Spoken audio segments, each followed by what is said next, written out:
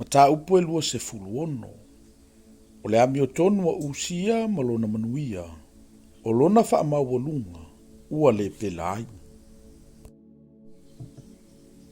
O na ave ile ele nu umo yuta ya usia ili se furumale ono na tausanga.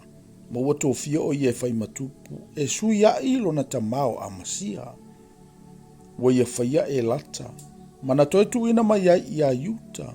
Ina wata o tole tupu fatasi mo na tamaa. E se furuma le ono tausanga o usia. Ina wafai o ia matupu. Wafai foi o ia matupu i tausanga ilima nga fulu ma le lua Yerusalema. O ie ka lia fo i le ngolo na tina. O le Yerusalema ia. Wa ia faia le ami o tonu ilu mo Yehova. E tu sama mea umana faia e lona tamao a masia. Wa ia sa ili atu ile atua i ona po sa karia. O le sa poto i faalinga ma ile atua. Wa aso fo ina ia sa ili atua i a Yehova. Sa whamnuia o ia ele atua. Watu fo i o ia watau ma Filisitia. Ma so lo ia le pao kata, ma le pao yapene, ma le pao asetota. Ma ua whaia i o ai asetota ma Filisitia.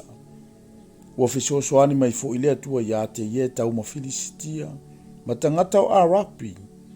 O eno nofo i kuro i paala. Ma tangata o maona. Ua au maia fo i tangata o Amoni o taulanga ia usia. Ua avea fo ilo na longo. E o antu ile ala ui ai kupito. A wana ia matuafa amarusi lava. Ua whaia usia olo Yerusalema i lunga o le faitoto o le tulimanu. Ma lunga o le faitoto o le vanu.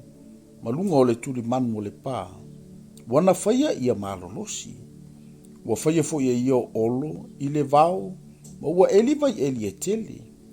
A wasa ia te io lafu manu e tele le nu maulalo. Ma le ele launga tasi. O tangata ngalue whanua foi. Ma tangata ngalue vini. I maunga makaramelu. A wasa fia o ye ingalu wenga ili whanua. Sa ia usia o au. O tangata tau o e na watu i fuai au e tau ai taua. E tu sama le fai taua o fai o ilatou. E ye yelu le tusi upu. Ma maase ia le fai pule. E i le pule fo i hanania. O le tasi ali ave au o le tupu. O le fai taua o fai o matai sili. O toa maalolosi. E lua afe ma le ono se lau. Ua latou pule i au. Tau e tolu se lau afe. Ma le fitu afe ma le limo se lau.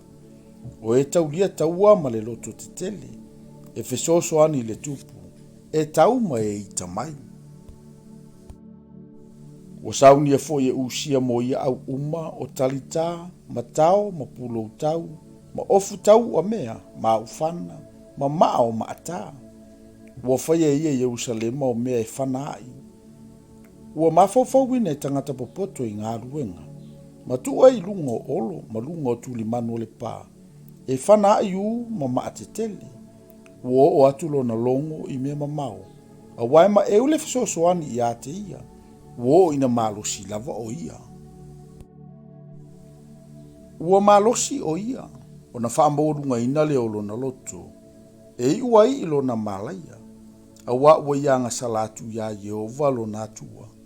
Walu atu ile malu Yehova e whaamu wai mea manongi lunga o le fata e whaamu wai mea manongi. O na munumuli atu le ia te io asa raia le Faitauina. A toa ma Faitauina Yehova e toa valunga fulu fatasi maia. O tangata loto te tele. O na lato te tele ya usia le tupu. O lato whapea antuai. Usia e telea ya o na whaamu o mea manongi ya Yehova. O le au Faitauina o le whanaunga arona. Ua whapaya ina i lato e whaamu wai mea manongi. Maliu e se ia oe i le malu. A wawa e anga salalava. E leo o ai ante o ese malu mai a Yehova le atua. O na ita i leo usia. Sa ilo na lima le ipo e mua i mea manongi. O lo o ita o ia i le au Faitauina. O na tupu lo leo le pela ilo na mua ulu ilumo le au Faitauina i le falo Yehova. I tafatafa o le fata e mua i mea manongi. Ua wawa atu ia te io asa raia le Faitauina sili. Ma le au faitaulanga uma, whauta foi. Wa iai ia te ia le pela ilona muaulu. Ona lato utuli atuai lea ia te ia ai lea mea. O ia foi wa fatalise o na alu I fafo. Awa ua taia o ia Yehova. Sa le pela usia le tupu o le aso na oti ai. Ma ua fale esea o ia. Ina ua le pela. Awa ua fate ese ina o ia I le fale o Yehova. O yo tama fo ilo natali ina pule le aingo le tupu. O faa masino ia o tangata le nuu. O toi o mea na whaia usia, o mea mua ma mea muli muli. Ua tusia isa ia le profeto le antali o amota. Ua ta oto usia whaatasi mo na tama. Malato utanumia o ia, whaatasi mo na tama I le whanua. E tanua ie ua I tupu.